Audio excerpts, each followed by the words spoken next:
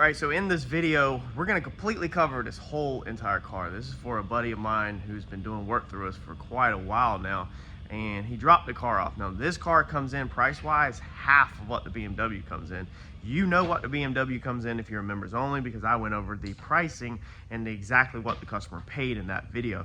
However, that's only a select few of y'all, so y'all are lucky enough to know what this gentleman is paying for this one. Everybody else, I don't share prices publicly on this channel. That's what members only is going to be for, on select projects that we do, along with a lot more interesting stuff that we can't talk about publicly. So let's flip the camera around and I'll show you the goal of this paint job, how this car currently looks, a couple of issues we have with it, and then we'll get started right away. So this one looks honestly probably like a lot of y'all's cars if you're considered painting it yourself. We have a couple of issues, obviously, that's very easy to see. The hood has felling clear coat. So this clear coat looks like this. If yours looks like it's because of the sun. The clear coat is damaged, it's dry rotted, and it's breaking down and it's felling. So you can't paint really over top of this felling clear coat. You can't wet sand it up like this.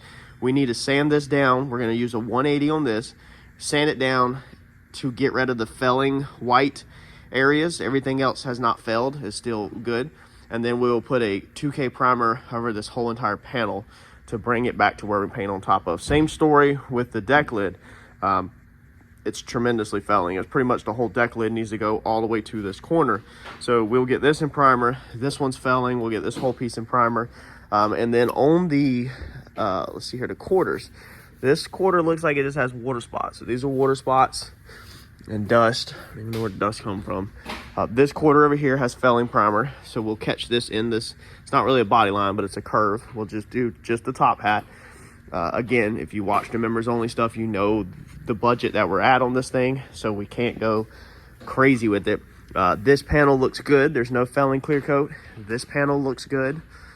He has also took this already to another shop, a paintless dent shop, and had somebody he knows, I don't know if there was money involved or anything, remove some of the dents. However, I still see, I think, well, no, that might have been reflection. As you say, I still see one or two, but we're gonna skim it over, and if I see anything, we're gonna fix it. The clear is felling on here, so this is not dust. So all them little bubbles, you can actually feel it, that's fell. So we're gonna hit it from the body line up, catch the top of this. Let's see here, it looks like the clear is also damaged across there, which I didn't see. If you get this emblem off, top of the bumper, quarter's good, door's good. Fender just needs this area right here spotted in, so we'll do a curve, spot that in. The headlights are good, and the top of the front bumper. So we'll probably go ahead, I really don't want to get around these lights, so we'll probably try to catch this like a big swoop on the front of it. But let's dive that right in, and I'll walk you through the steps. We don't want to put any sandpaper down here. From the factory, if you know these cars, from this byline down, it's textured. It's like rock guard. It is crazy how they went all the way up here, but it is. So we literally don't have to do anything from the byline down besides Scotch-Brite with a burgundy Scotch-Brite pad. It's only from the body line up that we need to sand and get it smooth. Let's jump in. So what we're starting with on this one is some orange tape. If you watched the BMW video, then you know how we did the dents on that vehicle. But this one, I'm just looking it over. You gotta move around like this, move up and down, and look at the reflection. We also covered in the BMW video the challenges of that one and how we had to get to the point where we could even spot the dents.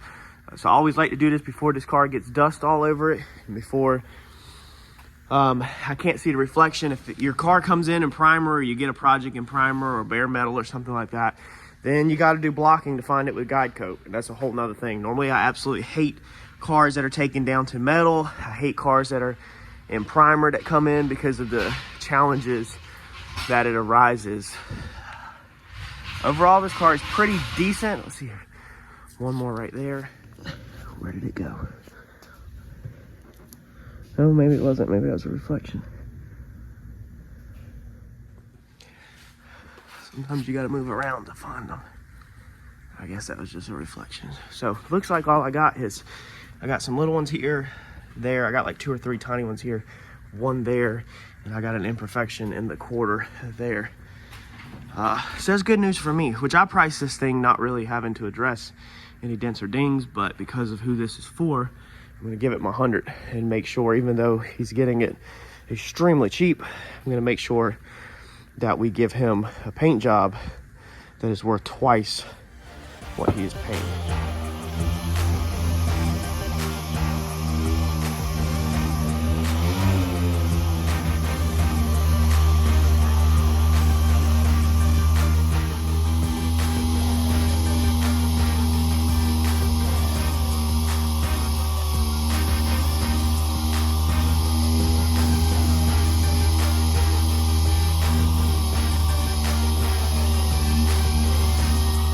One huge challenge when sanding this car is that this hood actually has the bubble in the center, and then if you look over here, I don't know if the camera's showing it or if you know this car, but the edge flares up. So there is a curved valley in here, and then it goes back up like that at the cowl, and then there's a huge bubble in the center. So we're working with a perfectly flat DA. We're not using the interface pad on it. I never actually sand with the interface pad until I'm wet sanding.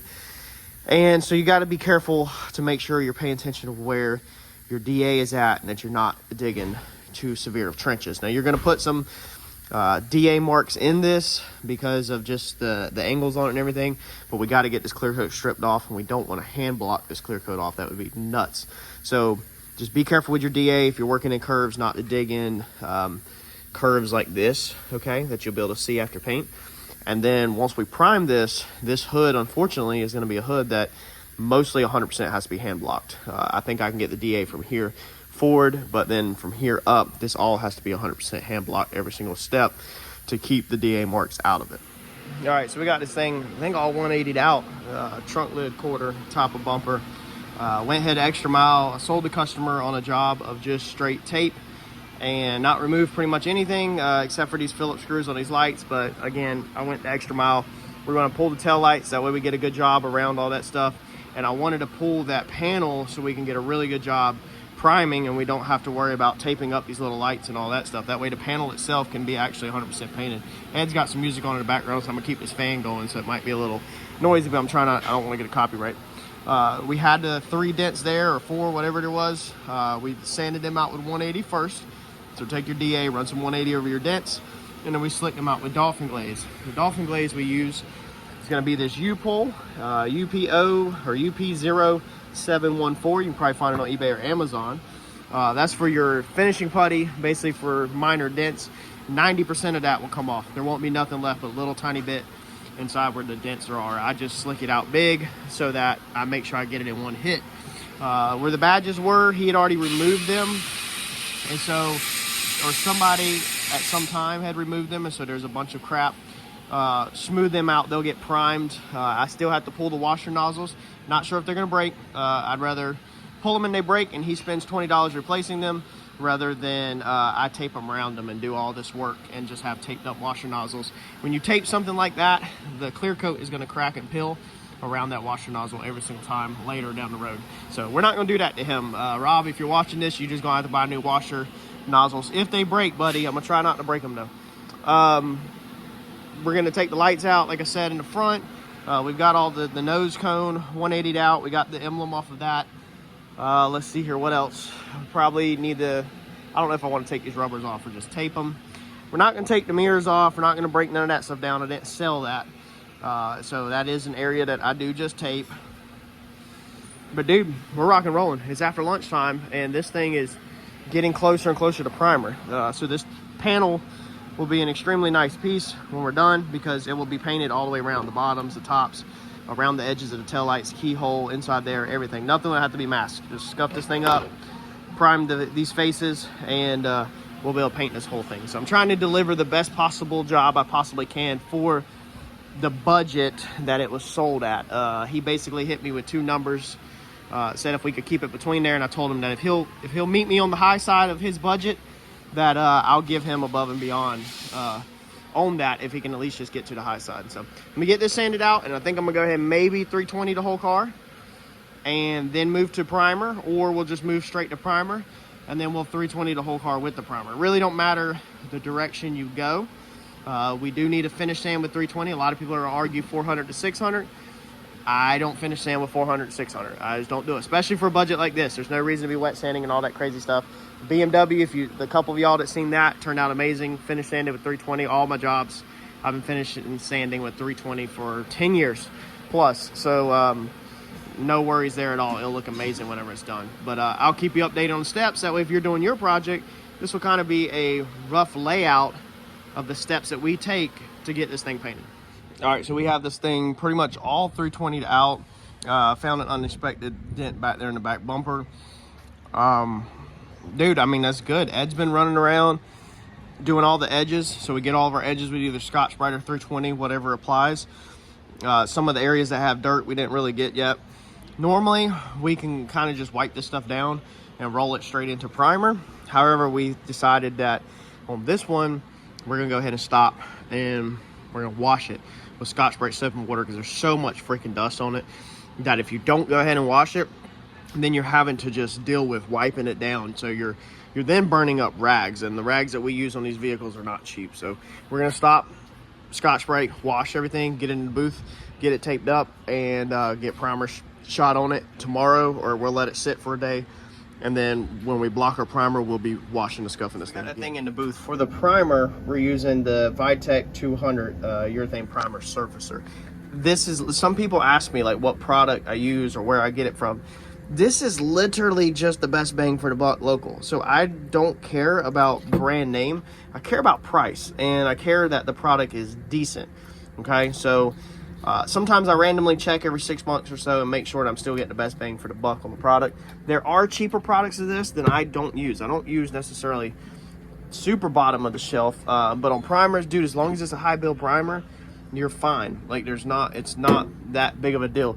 There's an activator if for some reason you need a part number that we use on it, and it mixes 4-to-1, and I do not put reducer in it. You don't have to run reducer in this primer.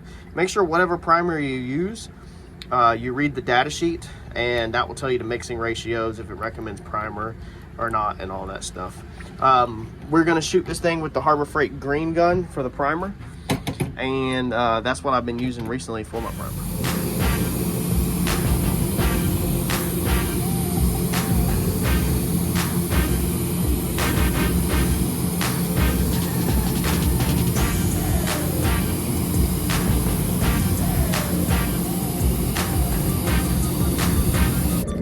All right, so next morning, and we have pulled this thing out front for it to get some sun and some fresh air throughout the day, not leave it sitting inside. You can see the color change of the guide coat. If you're wondering, we ran out of guide coat. I've covered guide coat in my previous videos. All it is an aid for help us sand and find flaws and imperfections later on in the sanding process today. So we go ahead and guide coat it before we untape it, and we ran out. So we threw some mixture in the paint gun, and I just dusted it with that bluish green base coat, and that's going to help me see the primer when I go to block it here later on. But we're going to try to let this thing shrink back a little bit. We can't obviously keep this car for 1 to 2 months and let this thing just sit. I don't have room for storage. Customers don't have budgets to pay me to let a car sit. Them $100,000 paint jobs, $50,000 paint jobs, not this paint job. We can't let it just sit and shrink back forever, but we will try to give it 24 hours, or at least, till this afternoon. We might start sanding on it, prepping it. Goal is to paint this tomorrow. So we received this car Thursday. We didn't touch it till Monday morning. Tuesday morning, as of 9 a.m., this thing's already in primer, and I hope to have this thing painted on Wednesday. So I hope for 3-day turnaround on a full paint job, including primer work. So we're sanding the primer on this thing this morning, and I just want to show you real fast, if you're new to the channel, the guide coat. So this is what guide coat looks like. You can see where it's still on the vehicle is because the primer is textured. It's slightly orange peel, so you can see the orange peel. This makes sure that there's no low spots in it at all. So whenever you go over it, if you see something like this right here, this is a perfect example. We zoom way in. We can get it focused. I want to show y'all this. That right there, see that? That's a tiny scratch in the paint, very tiny. Okay, so we'll sand that until that goes away. Let me show you.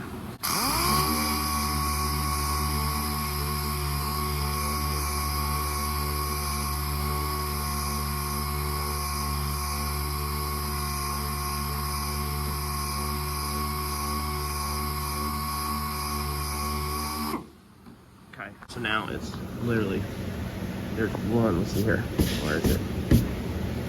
Yeah, one tiny, and look at the size of my finger. So by the time we paint that, you'll never see that. That scratch is gone now. That's what it does, is it shows you flaws. And if I keep sanding on that, look how, that's it zoomed out. Like it is, this thing, I can't even, and look, you can see the 320 grit, how zoomed in. Let's zoom out. It is so microscopic that it is crazy. I mean, it's the size of the end of a stick pin. So it's perfect, it's good. This shows you the flaws in your paint and make sure you don't miss anything. So when you're done sanding this, these panels are gonna be slick as glass and flawless because you use guide coat to be able to find your flaws. So guide coat is a very, very important process with doing body work. We have other videos, but we have a playlist, whole playlist dedicated to paint and body work. I think it's CRC painting and stuff or something like that. Multiple playlists covers paint and body work on this channel in depth, but this car is just kind of a all over of the car.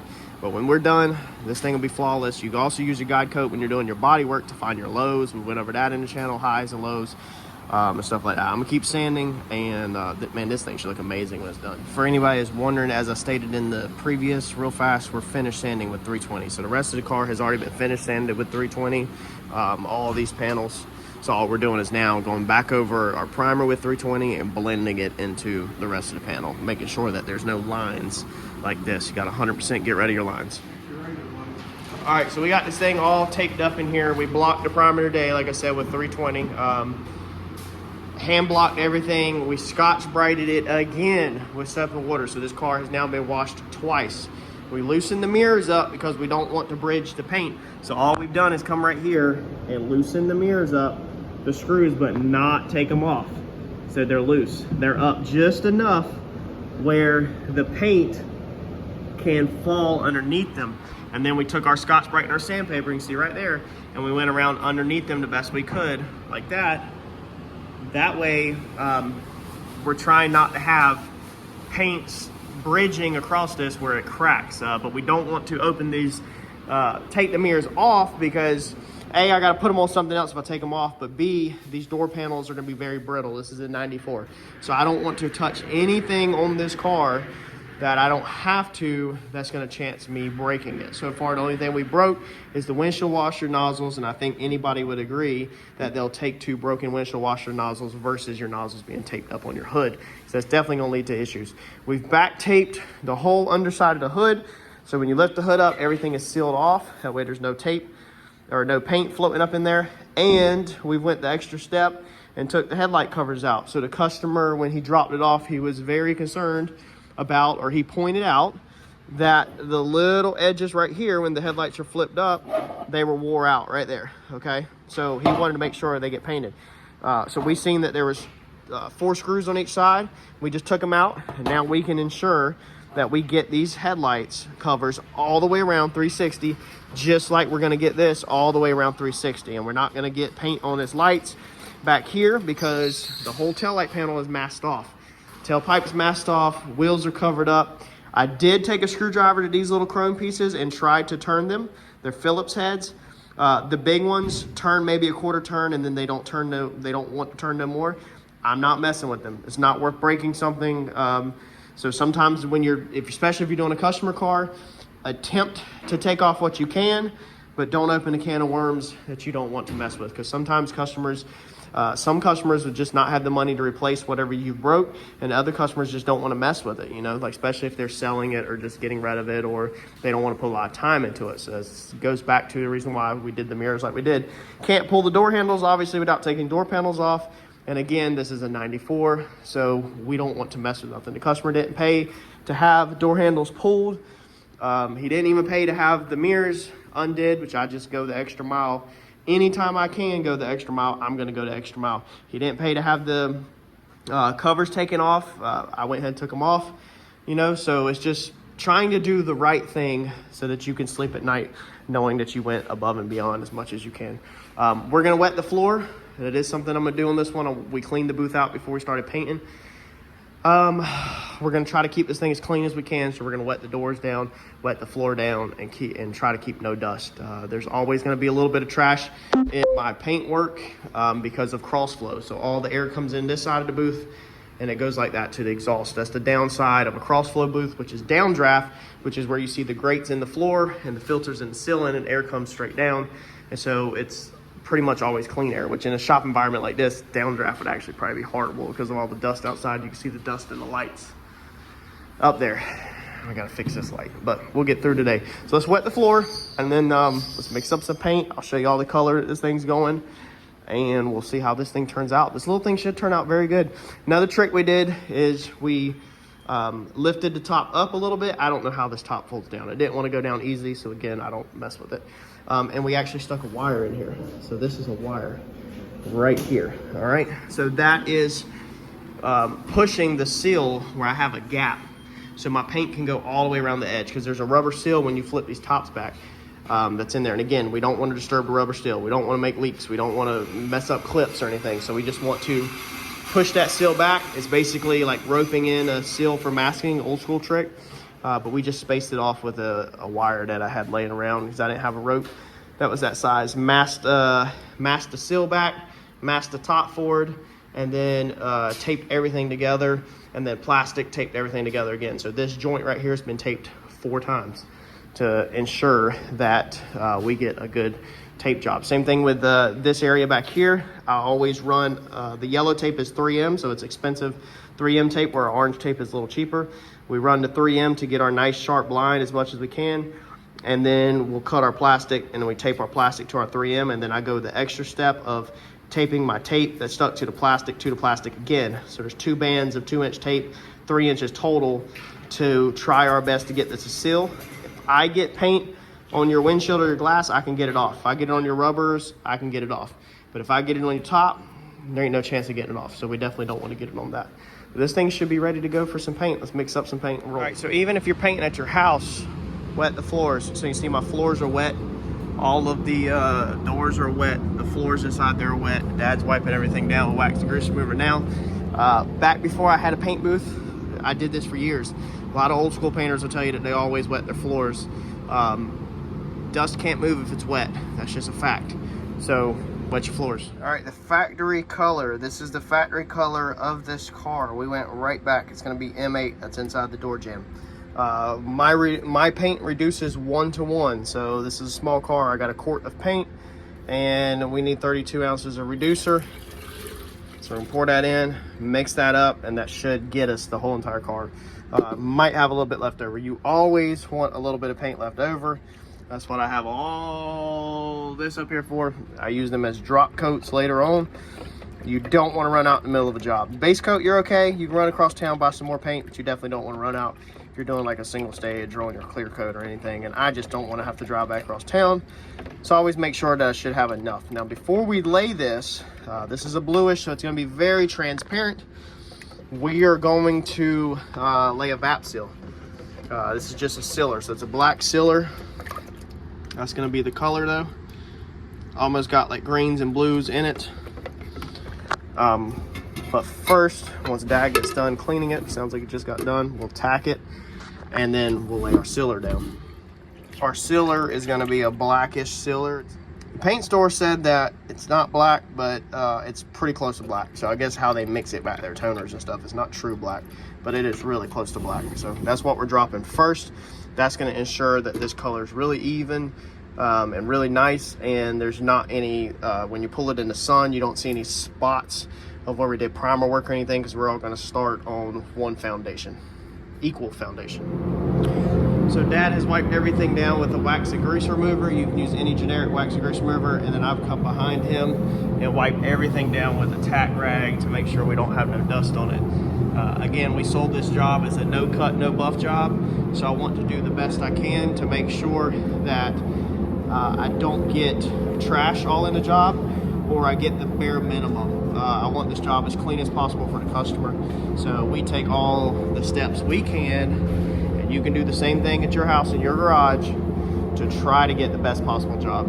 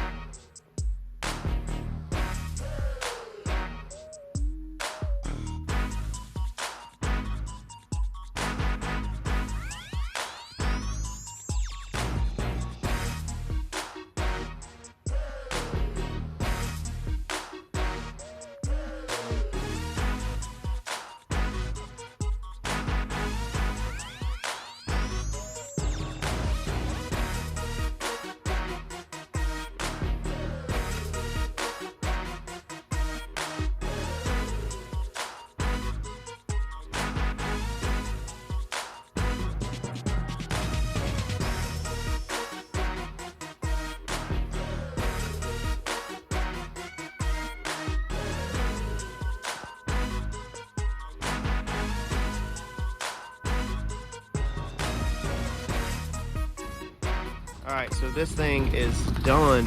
We've got emblems taped on there, the ones that have the alignment pins, because you have to use a little bit of glue to put them back on, so it has to dry. So we always tape them on there. It looks pretty freaking good. It's not flawless. I don't know if you can hear it, but it started ticking when it was like cold. When he dropped it off, it wasn't ticking, but he'd been driving it.